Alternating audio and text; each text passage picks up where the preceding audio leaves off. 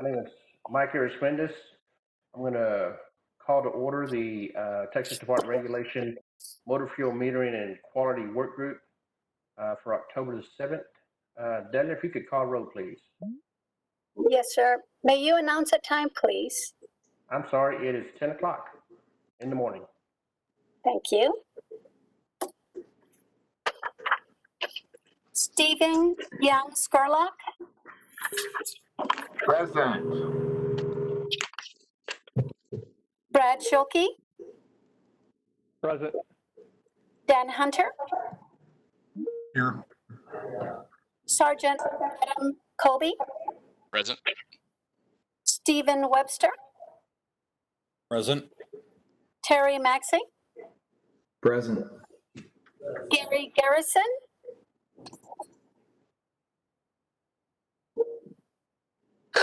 Lane Worthington.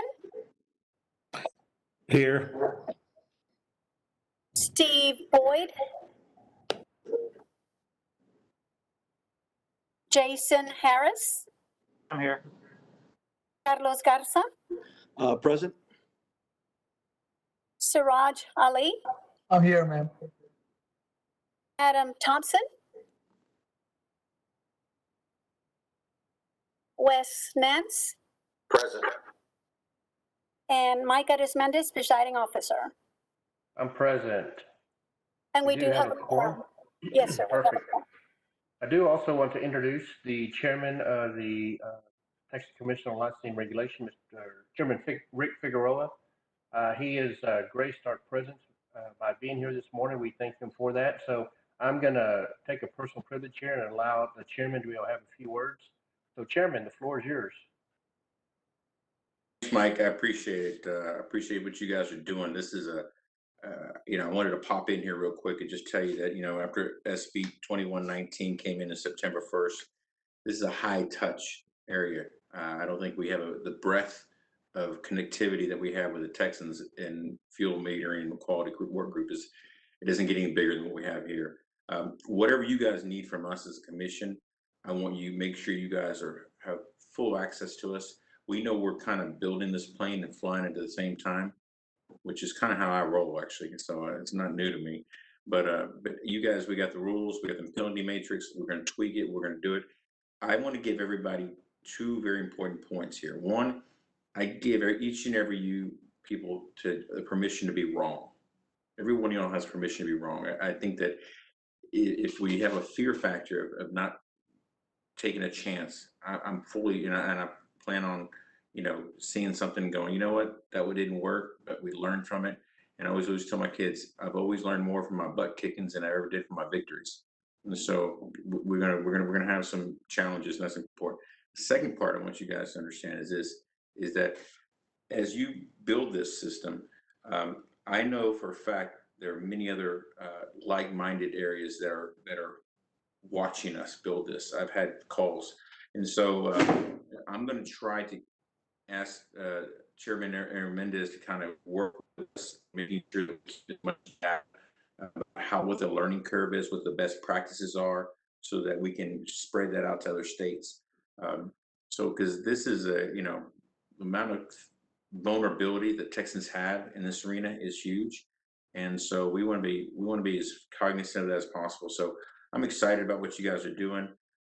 If you got any questions for me, I'd be happy to field them. I'm going to jump off. I've got another meeting, but I'll be in Austin next week and the week after that. So I'm happy to meet with you guys individually or just on a phone call. Please let me know.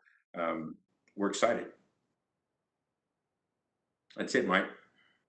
Chairman, thank you very much. I appreciate you joining us. As I know, as he stated, he's going to have to jump off. Unlike all of us, he's a very busy man. So we appreciate him and being here with us. Thank you, sir. Hey, and just for the record, right? Mike I think you were chairman back when Moses was alive, weren't you, at TDLR? Thank you. Thank you for being with us. We appreciate it. I appreciate that. Y'all have a great day. Thank you, sir.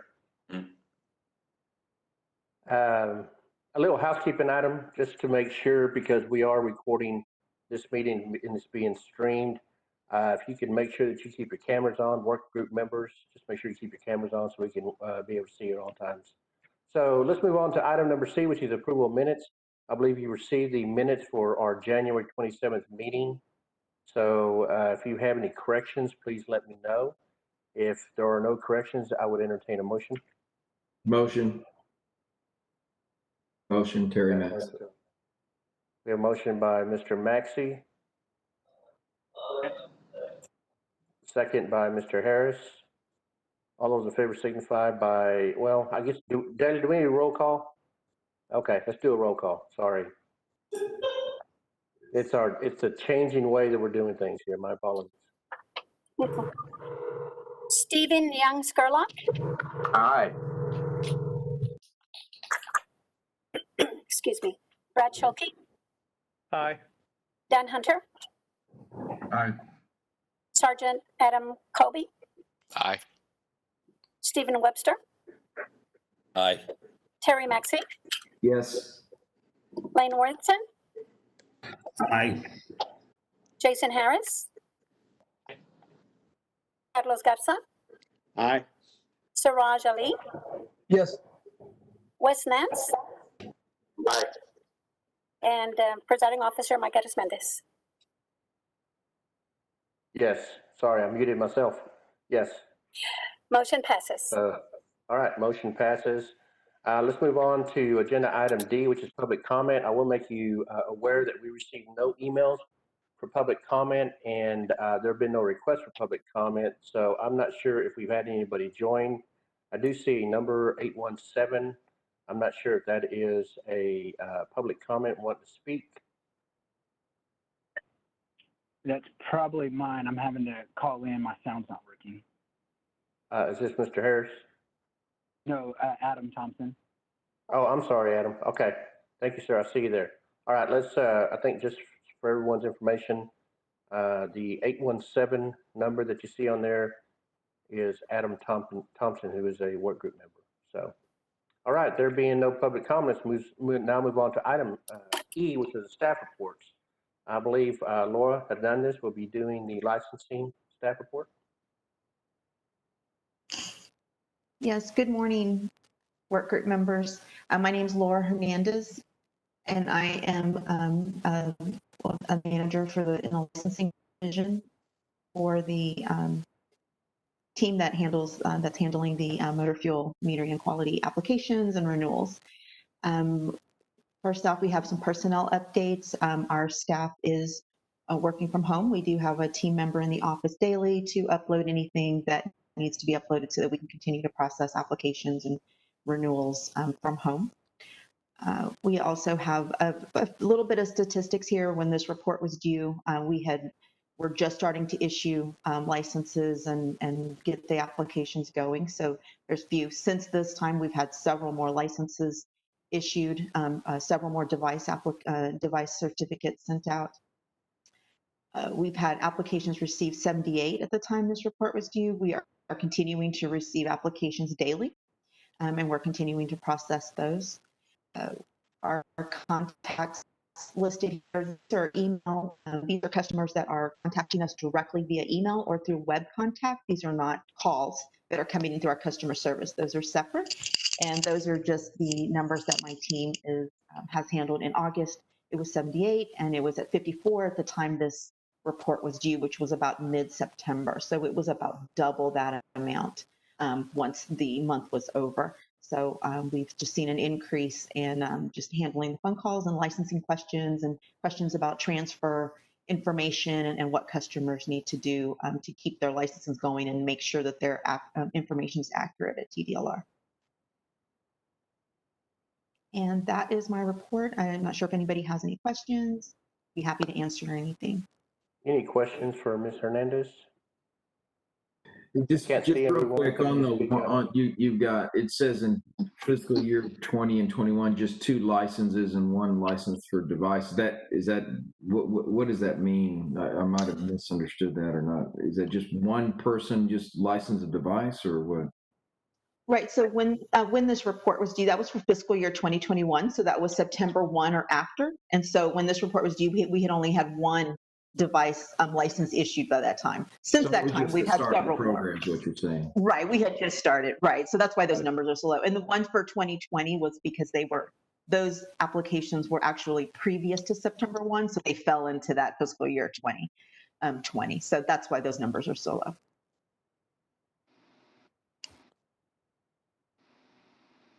Any additional questions for Laura? All right, Laura, sounds a great. question. I'm sorry. So I saw the email came for extension for 6 months. So anybody due at next month, are they holding their submission, or they should go ahead and submit? Don't wait for 6 months. So for anybody that that was expiring August 1st or after, we extended 6 months. Yes, So for those renewals, those customers will receive a renewal notice 65 days prior to the new expiration date. So we are getting some contacts from customers of, I'm expiring at the end of the month or October, and we're just advising them. They're already showing that that they've been extended the 6 months, and they will get another renewal notice. Okay, thank you. You're welcome. Any additional questions? All great questions. I appreciate the interaction. Okay, that being the case, let's move on to our next staff report, which would be customer service. Jacqueline, I believe you're on the line.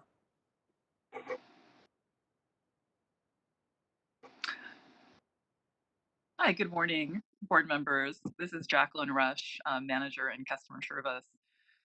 What you'll see here are fiscal year 2020 contacts for your program.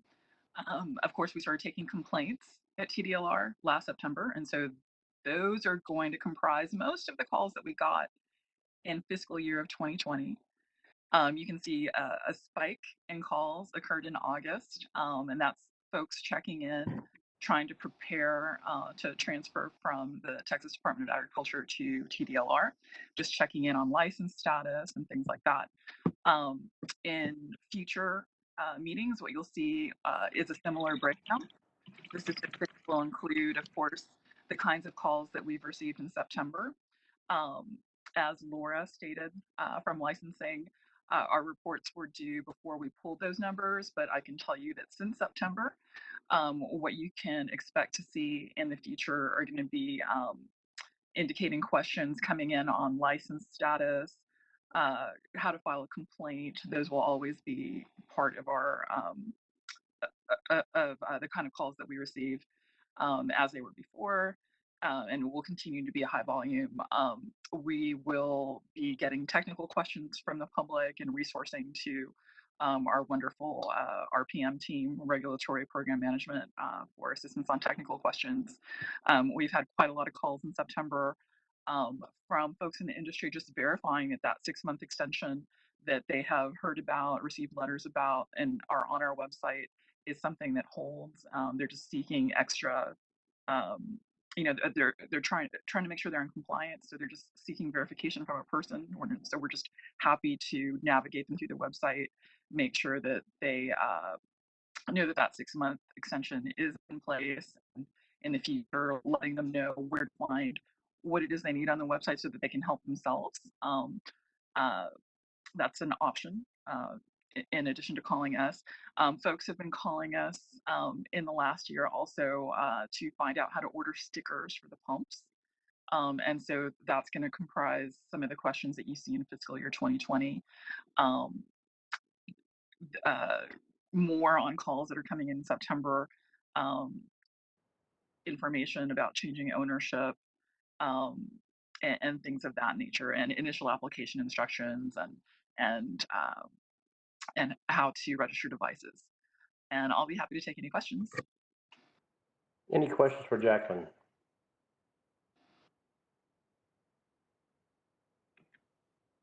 All right, thank you, Jacqueline. You're welcome. Thank you. Let's move on to our enforcement division. Tony Reed, I believe, will be providing the report. Yes, I'm Tony Reed, a prosecutor in enforcement. I have the enforcement division staff report.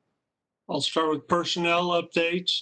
John Medlock was promoted to chief prosecutor. He's worked for TDLR for 7 years. Trevor Thielen took his senior prosecutor position. Trevor has worked with TDLR for 9 years. We're going to hold a second on Jackie. Debbie Hawkins was promoted to to legal assistant supervisor. She's worked for TDLR for 8 years. The investigations manager retired after 22 years of service.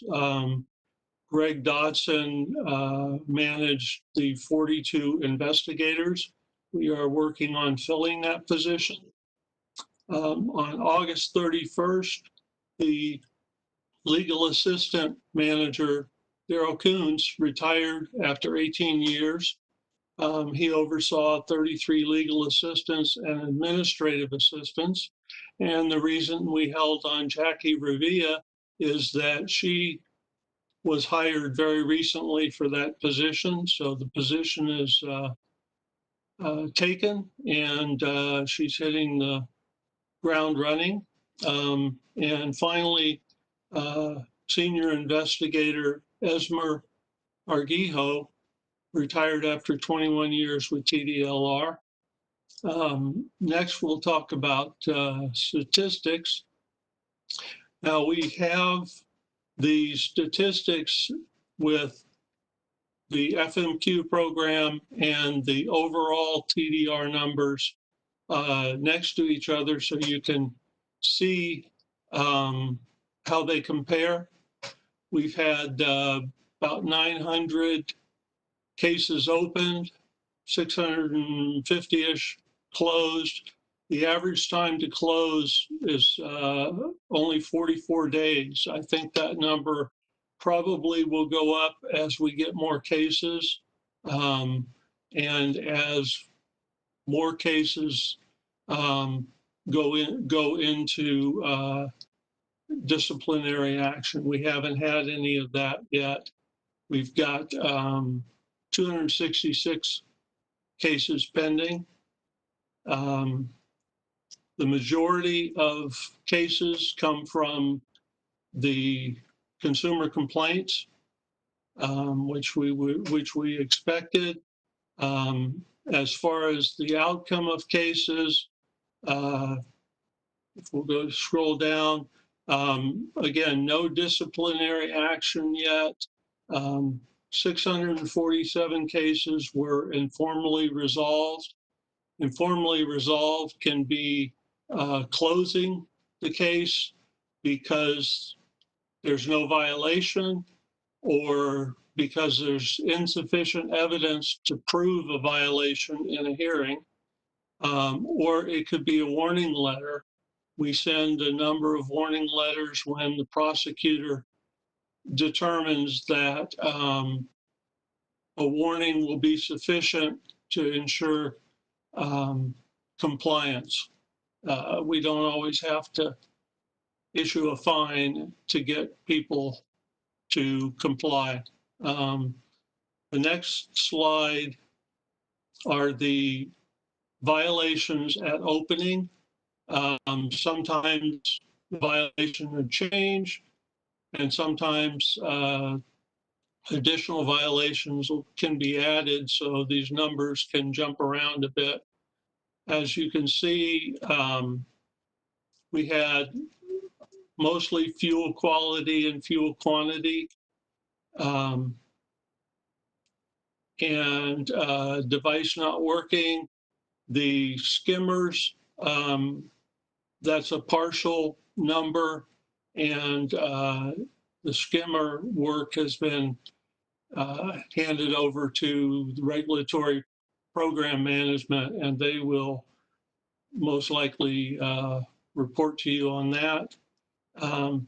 The difference between unlicensed activity and expired license, expired is a device or person that had a license and let it lapse. Unlicensed activity is more of a device being installed and not yet having the license. What I'd like to do now and I'll try not to take too much time on it, is give you an overview of how a case is handled from beginning to end, and um, uh, where different things happen. It's not in the slides. Cases start out in intake. Intake determines whether we have jurisdiction, and whether a violation might have occurred. And they start the evidence gathering. They ask for documents. Next, it goes to investigation.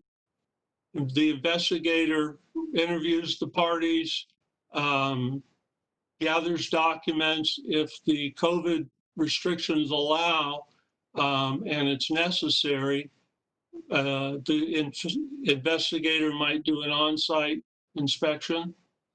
Once the investigator's report is complete, it goes to the prosecutor.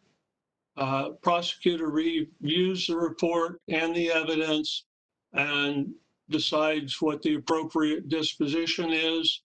Our emphasis is on consumer safety and consumer protection, as well as compliance. The options the prosecutor has are to informally resolve, as I said, close or warn. And sometimes things are worked out between the parties, and we also call that informally resolved. The other option is a notice of alleged violation, or NOAV, which is sent to the respondent or the person the complaint's against, and it lists the violations and the penalty or sanction that the department is seeking. The penalty and sanction comes from the penalty matrix, which, by the way, the commission approved at their last meeting. So we're ready with that. The NOAV lists two amounts of penalty. One is if the case goes to hearing, that's the full penalty. And then we offer to settle the case at 75% of the penalty, because we want to encourage settlements. They're efficient, and often it's a good way to gain compliance. We're not trying to take every case that we possibly could to hearing. We want to settle some. The response from the respondent, they can accept the NOAV and pay the settlement amount. If they do, then there's an agreed order that is filed, signed by the executive director. And he actually reads them, because I've had questions from Brian come to me about particular agreed orders. The respondent can also ask for a hearing at the State Office of Administrative Hearings, or SOA. If that's the case, and it's usually 1 to 2%, the administrative law judge at SOA hears evidence and writes a proposal for decision with what the judge found in the evidence. That comes to the commission at a commission meeting, and the commission will either affirm, modify, or reject the PFD. And the commission is the kind of the final say. It's a final order, so it's appealable to state district court. There's one other thing that could happen, and that is a default. We use the address that's in our records, and sometimes and often the address that's in the Secretary of State's database to send the notice of alleged violation, and it gives, I think, 20 days to respond. If no response comes and we have good certified mail service, we send a notice of default, reminding them the respondent has to make a response, and if they do not make a response, we take a default judgment that involves a default order and the full penalty. That, in a nutshell, is the process. What questions do you have for me? We have any questions for Tony? Mike, I'd like to ask a quick question, if that's allowed. Sure. Tony, I realize this is new territory for you folks, and that's a lot of alleged violations, and it seems like you're doing great work. I'm just wondering, you must have a records management system that keeps track of the warnings you've given and things like that. Did you get any information from the agriculture folks, or are you just starting fresh? I mean, to have like 900 and not one fine, nothing, are you just starting with a clean slate, or could you just explain that?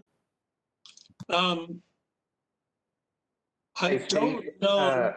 Let me probably bring in Stuart Stranad, who's our manager over that area. He could probably answer that question in much more detail. Stuart, are you available? Yes, sir. I am. What was the question again, Steve? I assume that you folks have a way of keeping track of alleged violations. I'm just wondering if you, through this transition, did you get any information from the folks that used to deal with it, agriculture, so you know that 3 years ago a certain merchant had a violation or alleged violation? Did you get any of that information, or are you just starting fresh with a clean slate? Currently, what we have in our system is fresh. We didn't migrate data from TDA over. But of course, with an interagency contract and cooperation between both parties, in this case, both agencies, they do, upon request, make information available to us. So right now, it is what we're currently having in legal files. Now, I don't work directly in legal files. This is more the enforcement division. But that information has been brought. It can be brought over, but has not been loaded into legal files. Rather, it's what we are dealing with currently, since we assumed the program. We do when we are handling a case, we do look at in legal files the any other cases and the disposition of them.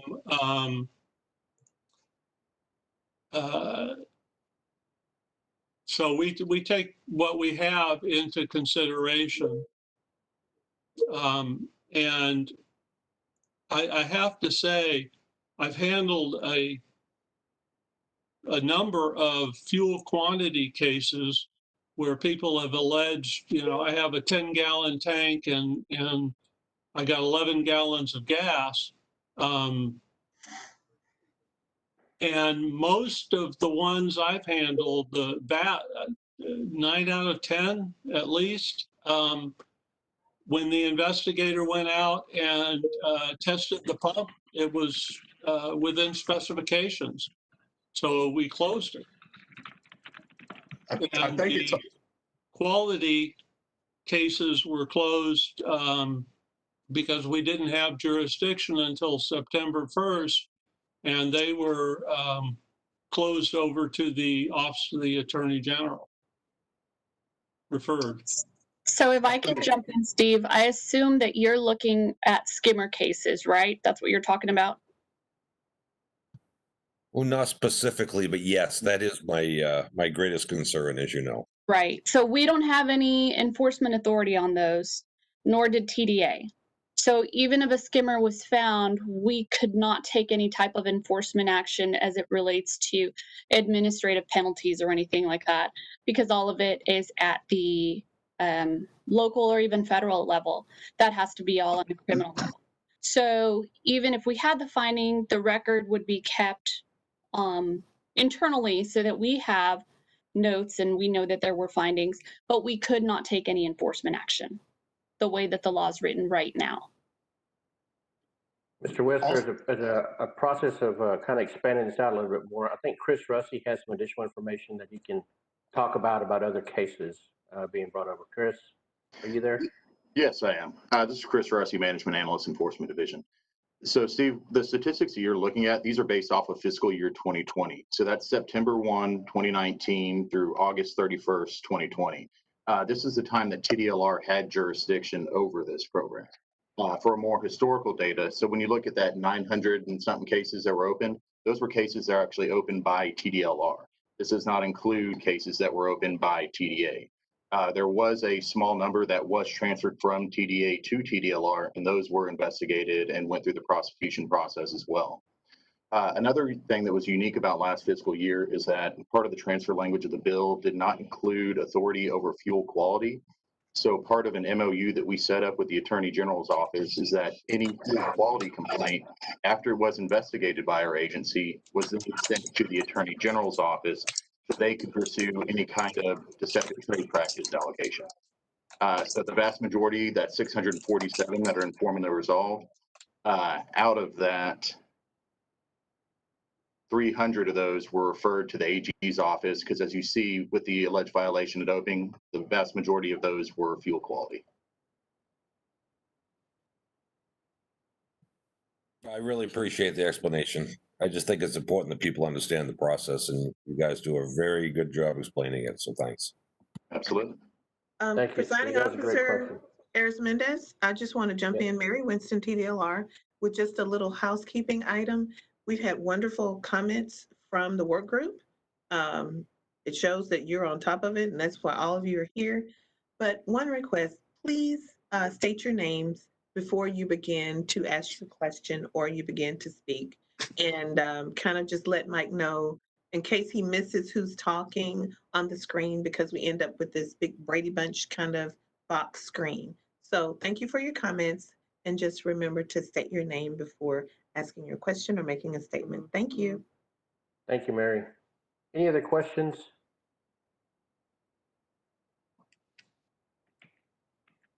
Mike, this is Jason Okay. Harris. I had I'm a sorry. brief Yes. question for Tony.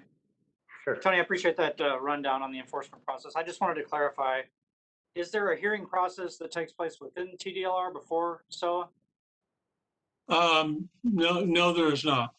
Okay, so there's no potential for a violation review meeting or anything of that nature? If a prosecutor wants to run, we quite often discuss cases between ourselves. In fact, the transportation group, there's myself, Michael Shirk, and Jaime Uribe. We do our frequent meetings to discuss cases, but no, there's not a formal hearing process. Okay, so just to clarify, once a regulated entity receives an NOAV, their options are to settle at the 75% penalty or push for a SOA hearing, essentially.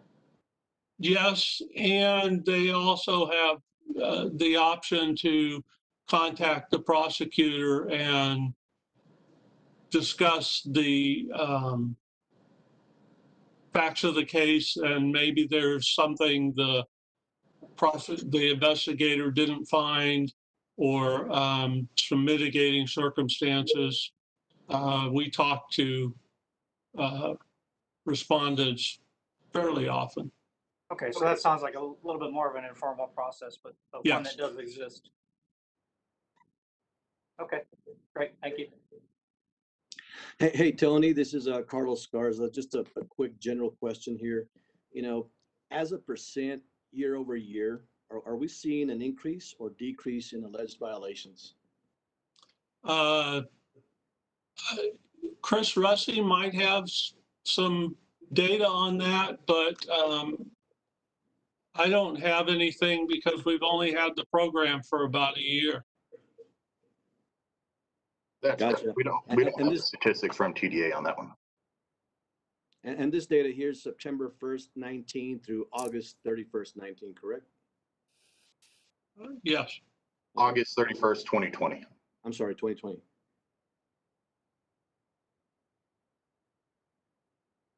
Thank you, sir. Any additional questions?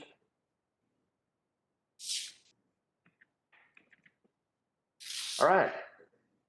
Moving on, we will move on now to the Regulatory Program Management Division.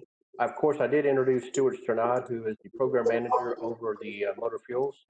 So I do want to at least introduce him and be able to have him speak. And I think he's going to have someone actually give the report. So, Stuart.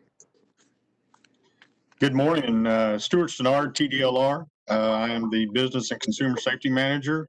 And of course, the motor fuel program is one of our programs here that I oversee, and been very happy to do so. We have Tim Foskey here this morning, who is the lead specialist in the program that's going to speak this morning and give our report. We appreciate each and every one of y'all, and if there's anything that our staff can do for you, please let us know. Good morning, board members. My name is Tim Foskey. I'm with TDLR, and I will be giving the staff report for the Regulatory Program Management Division, Motor Fuel Metered and Quality, FMQ.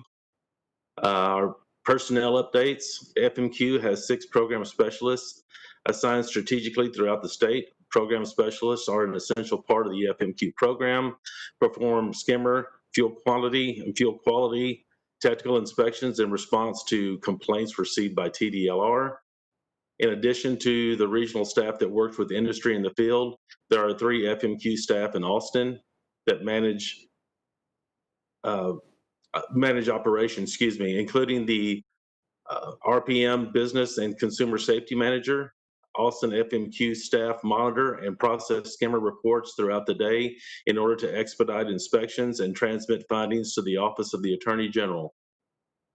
Statistics for fiscal year 2020, starting January through August 31st. We have the skimmer complaints filed was 186. The number of skimmers found was 48. Merchant reports filed were 8. The number of skimmers found reported by merchants were 19.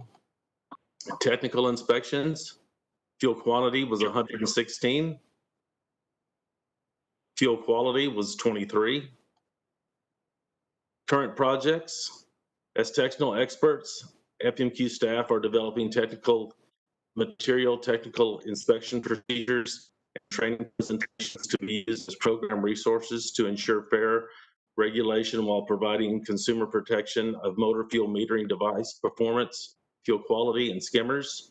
Items in development include FMQ program staff training manual with sessions specifically addressing skimmers, device performance, and fuel quality, standard operating procedures, TDLR FMQ certification training program for staff performing technical inspections, skimmer survey project using skimmers found to map data, outreach. FMQ staff were an integral part of the transfer of the FMQ program from TDA to TDLR and provided necessary subject matter expertise throughout the transition. Staff have worked closely with the Office of Strategic Communication to develop outreach material throughout the past year to keep licensees, consumers, and industry stakeholders informed on updates about the transition to TDLR. FMQ staff monitor the FMQ Tech Info email box daily to provide responses to technical questions from the public, merchants, operators, service companies, and service technicians. This concludes my report. Does anyone have any questions? Any questions for Tim? Yes, Adam Colby, I have a question. Right ahead. Okay, so scenario that I keep running into is I'm getting technicians calling me and saying that they've discovered skimmers, and the station owners don't seem to know what to do, and they're not self-reporting as per the changes in the law. So what are you guys doing to keep the station owners updated on what their requirements are in the reporting? This is Jessica Escobar. I'm going to jump in on that one. So we're working with Office of Strategic Communication. In addition to what Stuart and his team are doing, we're working on outreach with the merchants. So we're developing one-pager documents. We're sending out emails and doing different things so that we can educate them. And so as we're developing, we're trying not to hit them at once with emails every day, but that way we can let them know, hey, the law has changed, our rules have changed, and there are requirements that you need to be doing. I'll turn it back to Stuart as to what he's seeing with the merchants and what we're finding with the lack of reporting, because there is a disconnect, but they are working on education too. Can y'all hear me on this? Yes. Yes, Adam, we can hear you. Okay, yeah, I'm Adam Thompson. We had found a couple of sites just in the past weeks, and we've obviously called 911, got them out there. We reported on the TDLR. The local law enforcement they don't seem, their immediate question is, are you, to the store owner, are you doing a daily inspection on your pump to kind of go through? Because one of the issues is, how long has this card skimmer been there? So I guess my question is there, or can we maybe come up with some kind of protocol of a daily inspection or a weekly inspection or something in order for them to have some kind of responsibility for that? And then my other question, I guess, is you mentioned, Jessica, earlier that TDLR, I guess, looks over the program but doesn't really have much to do with the skimmer program. And is there a repercussion for these gas stations when we are finding them, or is there a warning, or is there anything that TDLR is doing about that? Does that make sense, that question? It does. Brad, do you want to jump in on that one before I do? Go ahead. I mean, I don't think there's a whole lot that we can say right now. I mean, obviously, the Attorney General's office is responsible for developing rules and for merchants. We had published previously last year proposed rules and took comments on those rules. However, before the rules became final, COVID hit, and sort of we pulled down those rules out of concern for the additional burden it would put on merchants at the time. So we are still considering, and will probably soon be publishing, rules for merchants, but I don't have any specifics on it. This is Jessica again. So at this time, we don't have the authority to take any actions, like I mentioned. And right now, the way that the statute is set up, the Office of the Attorney General is the one with the authority to administer skimmer enforcement. So like Brad was saying, the rules that were set up with the protocols that the merchants were to follow had those in there. And so they were the ones that were setting those things up, the best practices essentially. So right now we're waiting to see what those are going to be. We do not have those prescribed in law. We're going to work closely with Office of the Attorney General. We're going into a legislative session, and so we'll see what comes out, and we're looking forward to their guidance in rulemaking as well. Okay, let me interrupt. This is Lane Worthington. Last 2 weeks, we were hit with individuals that used a handheld activator and put our pumps in manual and never even went inside our pumps and stole fuel.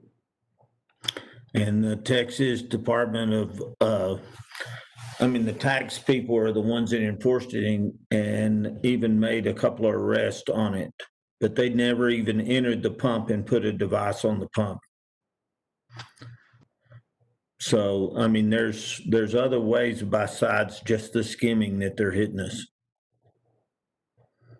Yeah, definitely. One of the things that we learned from Adam is, they're converting and using these gas cards and different things. So it's a huge issue, and it's a very big priority for our executive director for Brian. And so this is something that we're working on, and we want to make sure that we can address this and have more tools to be able to work with our merchants, with our service companies, because it not only affects y'all, it affects the merchants, especially as we go into the EMV compliance coming in April. It affects the consumers, and so we want to make sure that everybody has the resources to avoid this issue as much as possible. Stuart Stannard, thank you, Mr. Worthington. That's good information. And anytime that you can get some of that information back to us as to how they built a better mousetrap, please let us know, because we'll definitely want to work with some other agencies.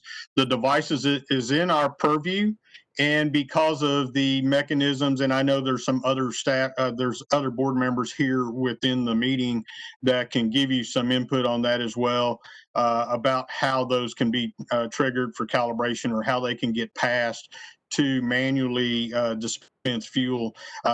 We'd be more than happy to know that, because that is a security and a sealing point on that device that we'd sure like to know about and be able to develop some procedure and work along with other agencies as they develop new things to come along and commit fraud and basically steal fuel from your facilities. Back to the question of Adams.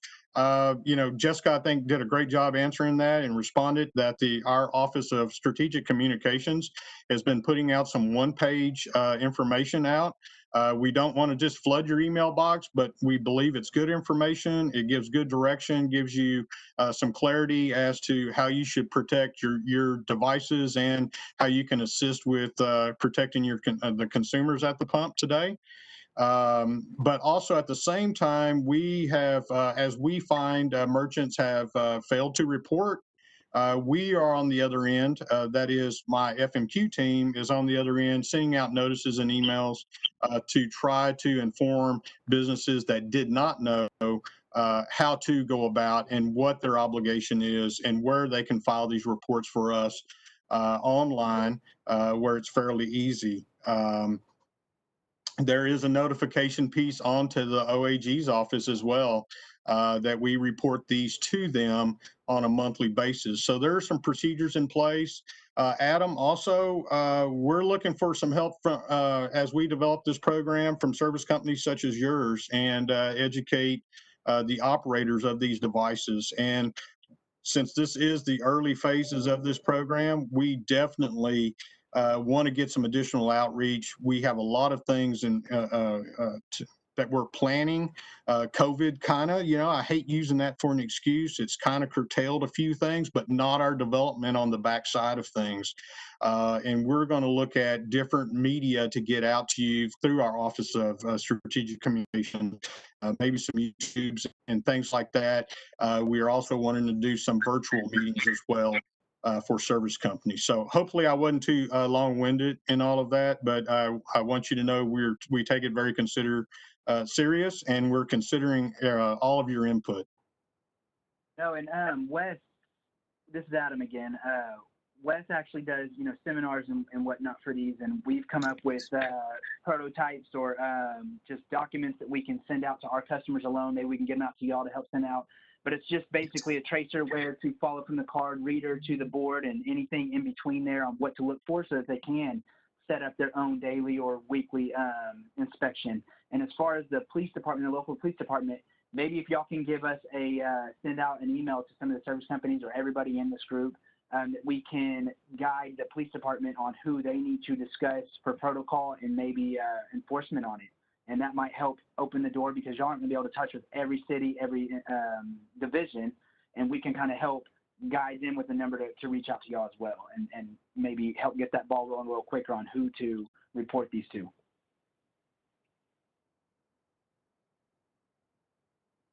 Any other questions? This is Steve. Could I just ask a quick, maybe a quick, I'm not real sure. First of all, I do appreciate all the efforts that TDLR has been making, and thank you sincerely for that. I'm just hopeful that we're not falling into a black hole, if you will, as we try to work through some of these things. And I know that there have been issues with this process. Could you walk through just with the group? I think the rules were an issue, obviously, and I think that the statute itself was written with the understanding that there would be rules issued. That's obviously run into some hurdles, but just the process where you guys are getting the first notification, if you will, from either a consumer or station owner.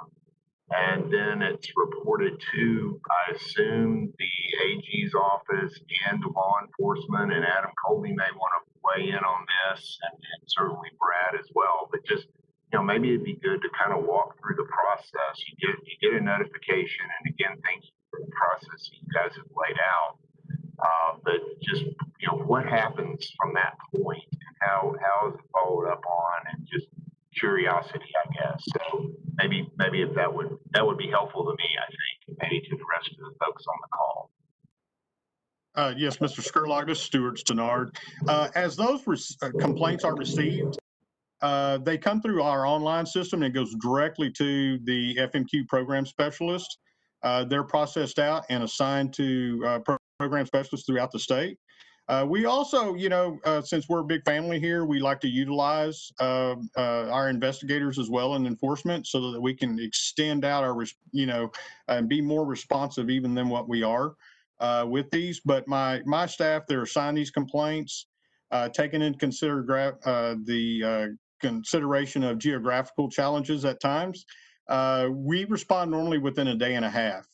Once these the inspections completed, then all the information is gathered. It is submitted back through to the program specialist here in Austin, and we process that. If a skimmer is found, of course, the case is closed if nothing's found. If skimmer or skimmers are found at a location, then that is then bundled. And that information is sent over to the AG's office, and where our contact is. There's a lot of information that's collected in those reports about the facility, about the devices, photo documentation of the device itself as it was found, and the skimmer itself. And all of that information is bundled and sent over to the AG's office. But what I'm very happy to say is that we've been able to maintain a day and a half response time to skimmers to get them out. So the quicker we know about them, the quicker we respond. We're very responsive to them to get them out. Did that answer all of your question? I think some of the question about rulemaking and some of the comment about best practices from Adam might be best addressed from General Counsel, possibly. Brad? This is Justin. This is Mike. Can you see me? I'm sorry, I bumped out right quick, but got back in. I'm hoping you can see me now. Mr. Sherlock, that may be an answer that can be given in our transition report by our General Counsel, Jessica Escobar. And so if there are no further questions in the RPM report, let's move on to the transition report, and that may help to answer some of the questions, Mr. Sherlock. I'm now going to bring in Jessica Escobar, as General Counsel. And in the agency, we have tagged her as kind of our transition coordinator. So she's heading up the motor fuels transition at TDLR. So she's been involved from every aspect concerning customer service, enforcement, RPM, and also in the IT side and bringing the information over. So I'm going to go ahead and turn it over to Jessica and see if maybe that she can answer that question for you. Good morning, Jessica Escobar, Assistant General Counsel. So going back to your question on skimmers, before we kind of leave that topic, one of the things that we can certainly do is look at our best practices. And as we build out the communications and keep working with them, I keep saying Office of Strategic Communications, as we keep working with OSC, one of the things that we can put out there in these communications with our merchants are best practices. It doesn't mean that we will be creating things that they are bound by. You know, we don't have the rulemaking yet. We don't have anything in place. We don't have the statutory authority. However, we can provide this education for them. And so these are things that they can use as tools to help put out to protect themselves and protect consumers. So that's kind of something that I'll touch on right now for skimmers, and we'll move on to the next thing. So we have officially implemented Senate Bill 2119. The motor fuel program is officially at TDLR. So it's home as of September 1st, 2020. And we're very excited about that. We've had, as you've heard, we've had an unofficial transition since September 1, 2019. So we've had parts of the program here. We've had our official transition, and we're handling all parts of the program now officially as of September 1st. So Mike mentioned that our IT, I've been working very closely with IT. Our IT division and our project management division has been working tremendously hard throughout this year to get everything brought together so that we would be ready to go on September 1st. So they have had a lot of things getting set up so that we could get our license applications, our online licensing platform, everything set up so that people can apply. And they've had so many things behind the scenes to work on, and they've done such an amazing job. One of the things that I wanted to show you that we've talked a lot about is our device performance review online portal. So this is, of course, going to be taking the place of LSC Online. We talked about this, I think, previously during our rule meeting. So I wanted to show this to you all and share it so you can see what it's looking like.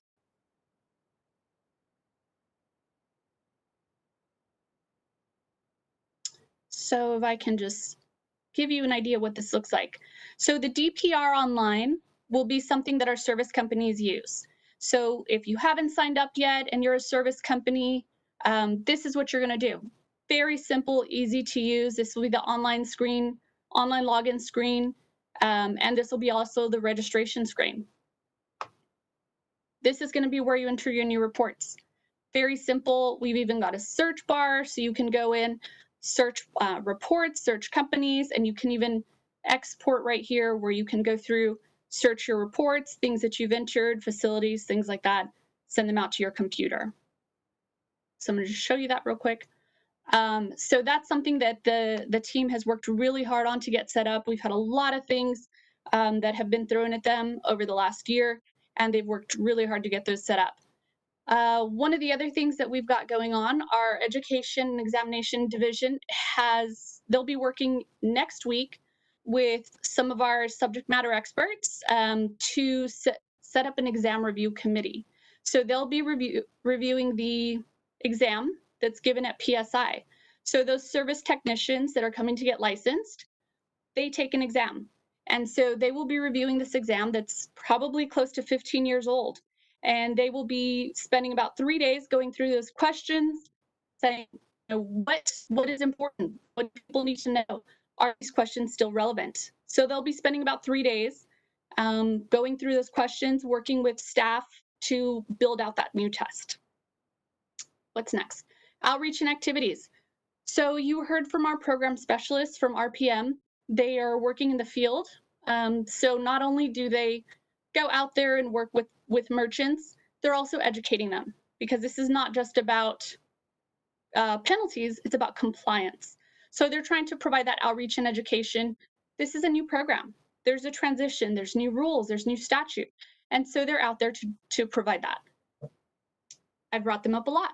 We're working really closely with Office of Strategic Communications, put out a lot of information. So you probably have gotten a lot of emails from us over the last couple months, but we want to keep you informed. So that's really important to us. When we announced the transfer on September 1st, we put out a press release that went to almost 950 media outlets across the state. We have close to 62,000 followers on Facebook and 4,000 followers on Twitter. And so we have a wide reach to be able to share information with not only our licensees, but consumers. And this helps us to put information out. We've shared information about skimmers, different things so that they can learn more about the program. So let me go back to this. So if you look here, you'll see that we have featured the motor fuel transfer prominently on our front page of our website, and it has been there since September 1st, and it still remains there. So anybody that comes to the website will see this here. We also have this ticker at the top, so we've had a meeting. This has been at the top for the last couple weeks, so people know that we've got meetings coming. The other thing that I wanted to share with you with all of our skimmer talk is we have an amazing new video that we rolled out on September 1st. Like I said earlier, skimmers are a big priority. It's a huge problem, and as we took on this program, skimmers came with it. And so our executive director, Brian Francis, said we are going to put all of our resources. We want to make sure that we can share with consumers, share with our licensees. We want them to protect the pump. So this is what we did. Thieves sometimes attach payment skimmers on gas pumps to steal payment card information from customers when they purchase fuel. You can help protect the pump by being aware of a few things while you're fueling up. Does the pump appear to have been tampered with? If there's security tape on the cabinet, does it look like it has been cut? Is the cabinet door loose or damaged? Is the card slot loose? Here are some tips to help protect you at the pump. Always use a credit card, not a debit card, when purchasing fuel, or crooks could drain your account. Check your credit card and debit card transactions frequently to make sure no fraudulent activity has occurred. If you see something out of the ordinary, you should tell the clerk and report it to TDLR as soon as possible at tdlr.texas.gov/skimmers. Together, we can help protect the pump and your wallet. So we're really excited about that video. Wes, I see Wes waving his hand. I have to apologize. I told everybody that I had to leave at 11. I've got another engagement I've got to go to. So I just want to let Mike and everyone know Wes Nance here. I have to cut out. I apologize. I appreciate everything you're doing. Thank you, Wes. Appreciate Thanks, it. Wes. Thank you. Thanks so much. So like I said, we're sharing that video, that Protect the Pump campaign. You'll be seeing it around. We'll be continuing to share that video with consumers. We are sharing as much information as we can without overwhelming everybody, we hope. And so we'll continue to do that. As you have ideas for us, we will take them in. Like you brought to us earlier, best practices. That's something that we will happily incorporate into these communications. Education, we take all the information Adam sends, Adam Colby sends, and we share that. We share that with our RPM division, with our investigators. Adam Colby and Tyler Police Department, they have trainings. And those are things that we can pass along as far as skimmer trainings, and we can pass those along to our licensees so they can learn and have more information on skimmers. We are also developing relationships with other agencies, like we've mentioned. We work closely with the Office of the Attorney General, but we also can help develop these relationships with others. Municipal Police Association, getting out that word that we can't just do police department by police department, because there's a lot of them. So we're working collaboratively. As you have information, we will take it. We are open to building those bridges that will help us to help you.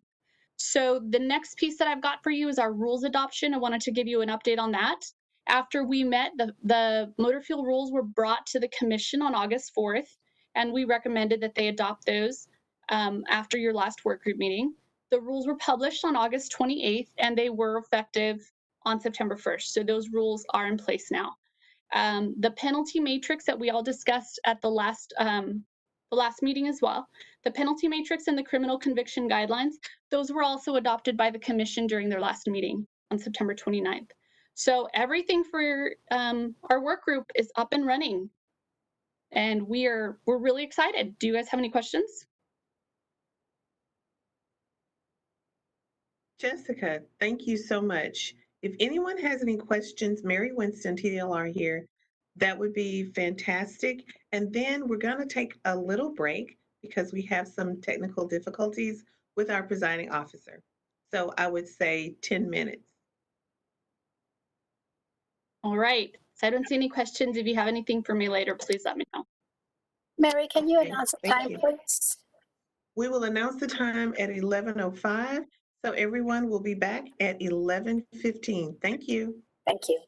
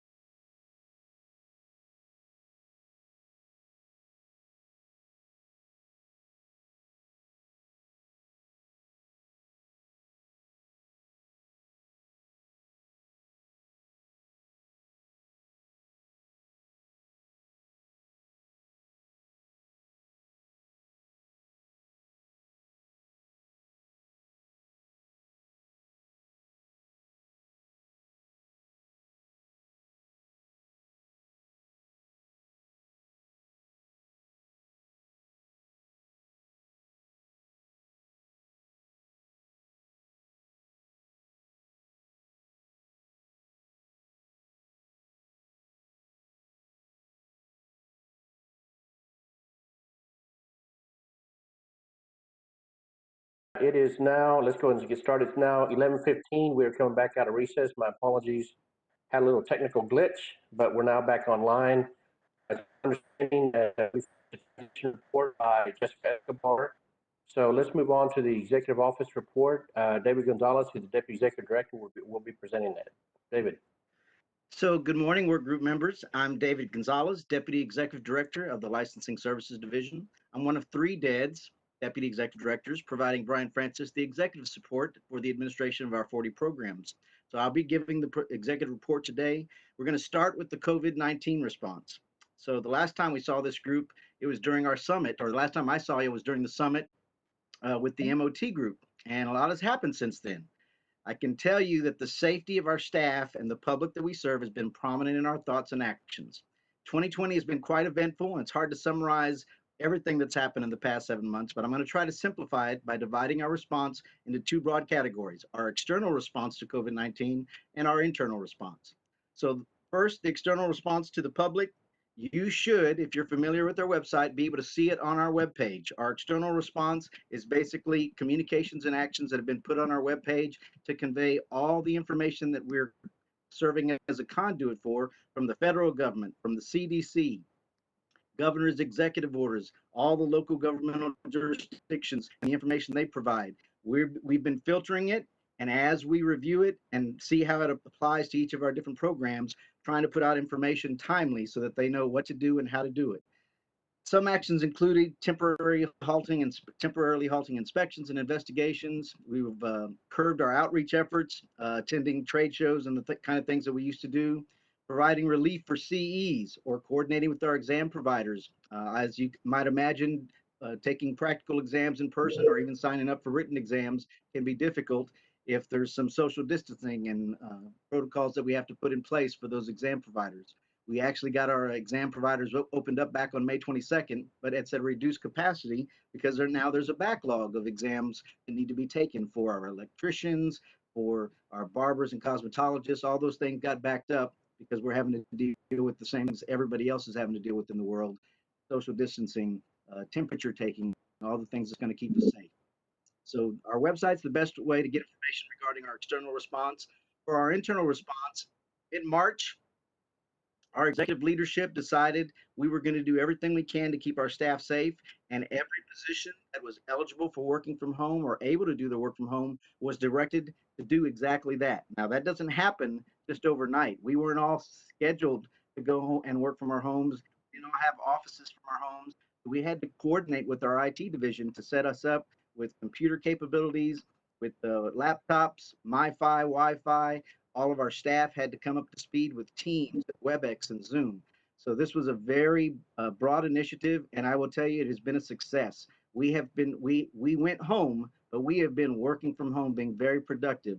And again, we would attribute a lot of the success to our IT staff and to our HR division staff, who had to work with our employees on issues of schooling from home, and when having to deal with any illnesses. Our staff have not been immune to the COVID-19. We've actually had a few staff that have come in contact and tested positive. So we've had to go through the sanitizing the office space. We've had to do temperature taking and check-ins. So we are not immune to it, but we have carried on and maintained and done our best to serve the public in processing our applications and providing technical information as well. Again, I want to reiterate, our staff is working from home if they were able to. Many of our staff are actually still working from the office. Our finance division, mailroom, our licensing division staff, many of them are still having to go into the office, some of them in rotations. Some of them are having to be socially distanced in different parts of the building so that they can do their jobs and stay safe. But there are challenges with all of that. So isolating them, making sure that they're safe has been a big priority of ours. And we're at like 20% right now for return to office. We hope to be closer to 25% by November 1st, but we're going to move cautiously with our efforts to do that because, again, paramount in our minds is keeping our staff safe and keeping the public safe.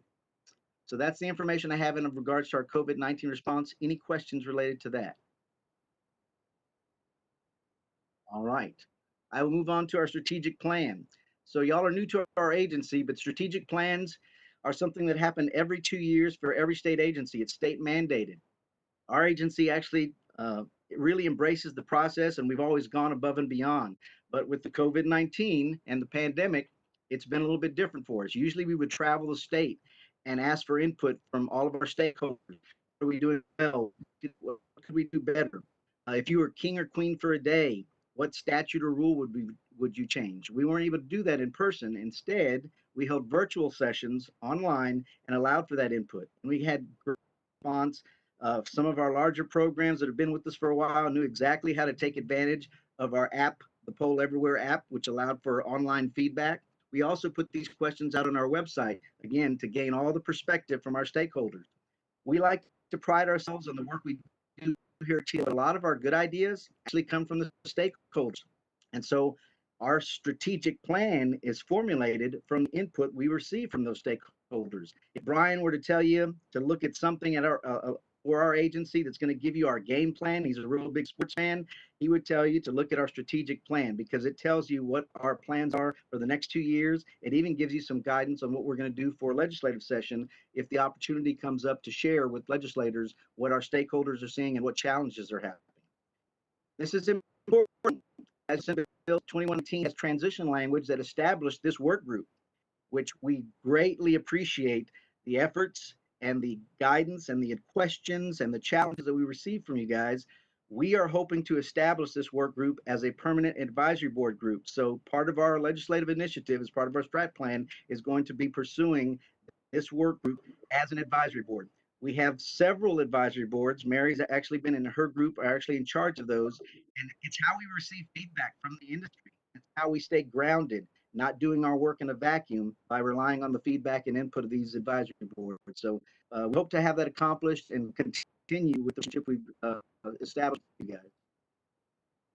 If there's no questions related to our strat plan, I will move on to the sunset report. All right, so the Sunset Commission required of every state agency to go through sunset review to determine whether or not you're going to continue as an agency or if programs are going to continue. I will tell you the good news up front, a short spoiler, if you will. The sunset staff has made a recommendation to continue our agency, and that's a great thing. The sunset staff is just a recommendation at this point. They came in, rolled up their sleeves, embedded themselves in our processes, and did a phenomenal job really finding out what TDLR does and how we can make some improvements. They've issued their report. That was issued on June 4th. We've actually provided an executive response, and the public is actually encouraged to provide public response on the Texas Commission, Sunset Commission's website. You can still provide public response. Now, their staff report we presented to the Sunset Commission, which is comprised of 5 senators, 5 representatives, and 2 public members.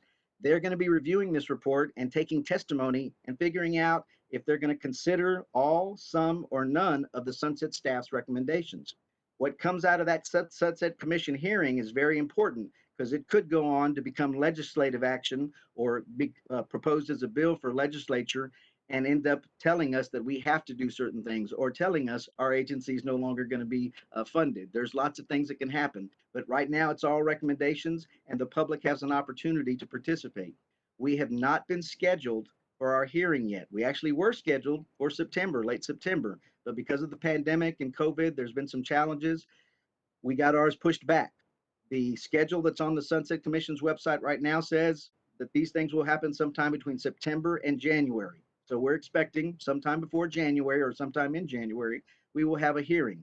If you wanted to see an example of how they're running these things and how they're incorporating public testimony, they actually did hold sunset hearings for a couple of other agencies. And if you go to the Texas House of Representatives website, you can see how they coordinated it. It was a blended approach. They had some people in person, and they had some people online providing testimony.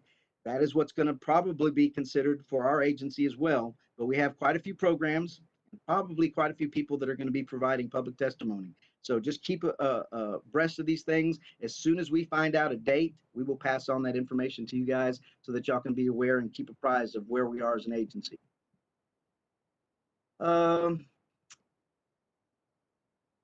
I think that's all I had to share in the Sunset Report. Is there any questions related to that at all?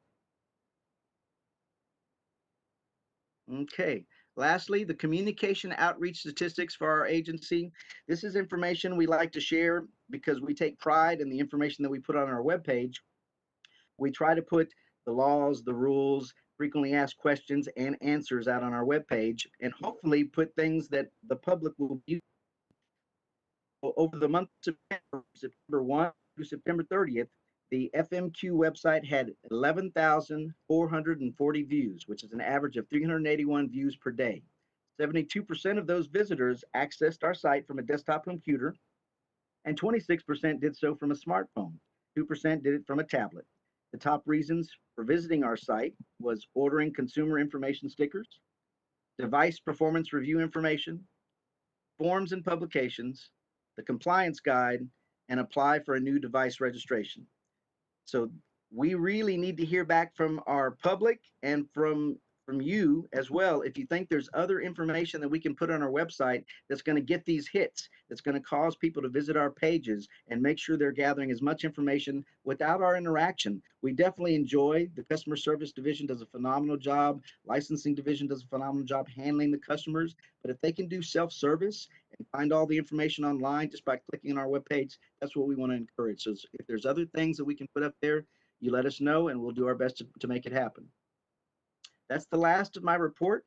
Is there any questions related to any of the things that I've covered during the executive report? Any questions for David? Thank you, David. Thank you. Members, we're almost to the end of the agenda. Let's move on to agenda item F, which is recommendations for the agenda items for the next work group meeting. I'm not sure if there's anything particular that you would like to have on our next meeting to discuss. I'll open it up for that. Terry Maxey, Mike. The only thing that I think is really pertinent, helps me to understand it is I think it was Tony was going over kind of the statistics about the enforcement, the number of complaints and all that sort of stuff. It's really helpful information. And to me, that's really where the consumer and the fuel marketer kind of interfaces with the program, So any expanding that you can do on, some of those things. And I guess as we fill in with more cases, you'll have more information. But, how long did it take? What kind of problems were we having with maybe retailers reacting or responding and things like that? I think really helps us to understand how well the program is working. Okay, we'll make sure we get that on there as a discussion item. Anything else? Suggestions, recommendations? There being none, let's go on to item agenda, which is G, which is the next meeting. What we'd like to do, members, if you're okay, is kind of send out a poll to you and asking you suggested dates that we could meet. Of course, as you're aware, session will begin in January, and in that time, as was mentioned, we will be drafting legislation that will try to make this board a permanent board with the agency. I will let you know that the recommendation that we have will be less myself as a presiding officer, TDA, and the AG's office, and simply consist of members of the industry is what we're looking for. So I would want to clarify that for you, just so you know. So what we'll do is we'll reach out to you at a later point in time about a possible meeting and to see when would be a good date to have a meeting if everyone's okay with that. All right. If we're good with that, the next item we have is adjournment. Thank you for your time. I appreciate you being here. Again, I apologize for the glitch, but I think we got it back up and running. So if there's no further business to come before this work group, thanks for your time and have a good day. This meeting is adjourned.